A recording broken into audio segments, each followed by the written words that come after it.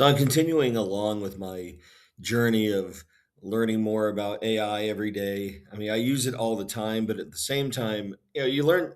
I like I said before, subscribe to newsletters, etc. And today I want to talk about MCP. MCP is Model Context Protocol, and you can use this kind of like APIs for agents. So pretty cool. So you can extend beyond what, say, Copilot or Claude, etc., has. Um, some might argue skills are the same thing.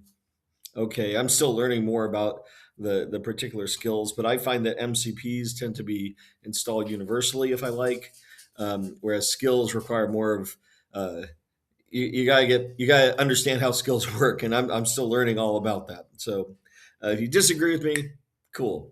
Tell me in the comments. Tell me what I'm missing. I am here to learn. So the cool thing about MCPs, though, is like I said, you can go beyond what the agent is capable of, and so you can use. I'm a Microsoft developer, so you can tie into a Microsoft Learn MCP. You can tie into Microsoft Best Practices MCP. You can tie into an Azure Best Practices MCP, and then there's more. There's a Market Down, which is it will actually convert any document like a Word doc or a PDF if you have a OpenAI like or an OCR key, uh, other document formats, all to Markdown and so forth. Super helpful because the native language of Copilot and Claude is Markdown. So that's how you describe things, and it's really a pain in the butt to convert that stuff on the fly.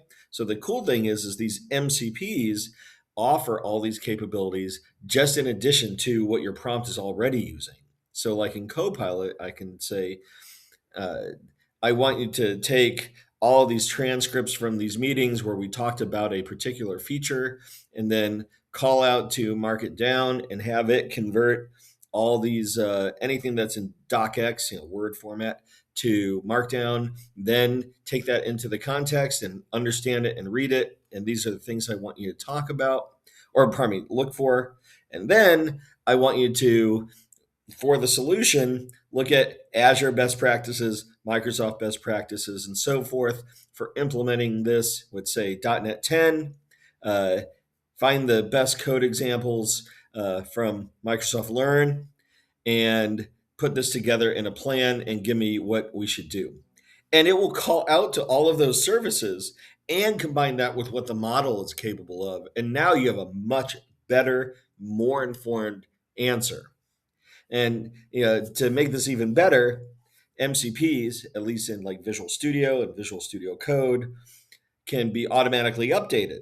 So just like plugins and extensions, as security features or security issues are fixed, new capabilities come out, etc., the development environment tracks that for you and updates it as needed. So even better, you don't have to stay on the command line and be like update packages and all this other stuff. And you know, have I updated my skills everywhere?